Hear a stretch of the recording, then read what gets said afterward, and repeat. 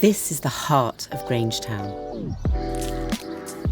Like so much of Cardiff, Grangetown grew with the wealth and power of Victorian Britain, and the bay window terraces here are familiar to towns and cities across the UK. But Grangetown is unique.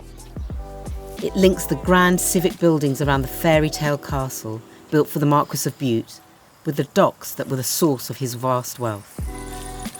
From Cardiff's docks, Welsh coal was dispatched across the world to power the British Empire. Returning ships brought people from across the world to make their homes in Cardiff. As a result, Grangetown has one of the oldest and proudest multicultural communities in Britain. I'm a local councillor and a caseworker for the local MP, so I spend a lot of my time with people here, working alongside them to make this a safe and vibrant place to live. This secret park is one of the jewels of the area. It too has its origins in Victorian times and the Victorian love of civic philanthropy. But it's the present and future of this place and how the community here has sought to create a space in which it can make that future that is really exciting. In her groundbreaking book, The Death and Life of Great American Cities, Jane Jacobs wrote, "People confer use on parks and make them successes, or else withhold use and doom parks to rejection and failure." Like so many inner city spaces, this one fell into disrepair, and so a story began. The park began as a gift of space to the community, and now it is the community who are the gift to this space. Nearly a decade ago, the people of Grangetown came together with a desire to create a friendlier community and to increase understanding and collaboration in the area. How could they create a space where this idea of a more engaged community could live? The result is Grange Pavilion, designed by architect Dan Benham. It's a dynamic new hub, as well as an exciting addition to the architecture of Wales. But the ideas expressed in this building came well before the building itself. The project began by looking at the old bowls hut at the centre of the park, restoring it as a space for consultation.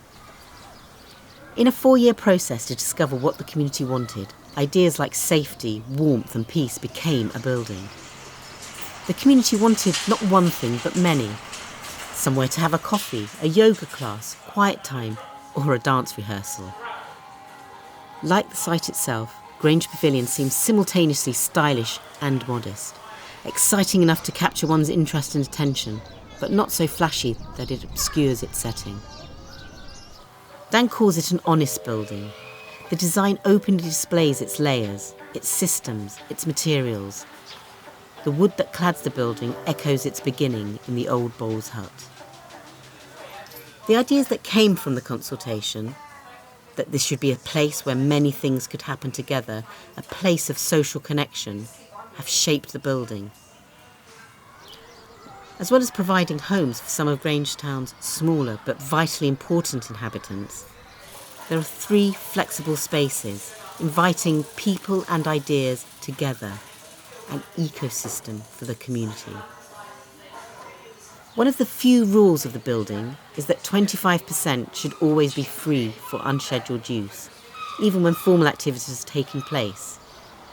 There's always room to wander in and out, for what Dan Benham described to me as opportunities for self-expression. Grange Pavilion seems to be part of the urban landscape, not imposed on it. The building is less an enclosed space within the park, more a gentle enclosing of the park itself, an extension and development of an open space captured and supported by the building structure.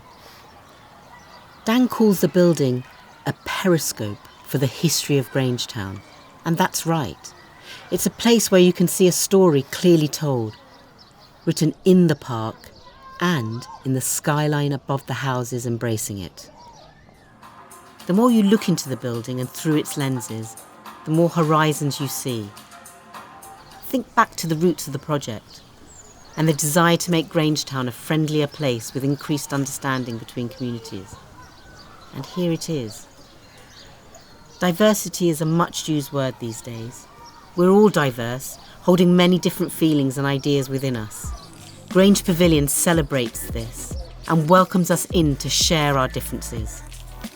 We might come here one day to walk, another to work, to be with others, or perhaps to be alone. This diversity is what makes us human. It links us all together. Buildings that help people to connect are very special. Grange Pavilion is one of those places.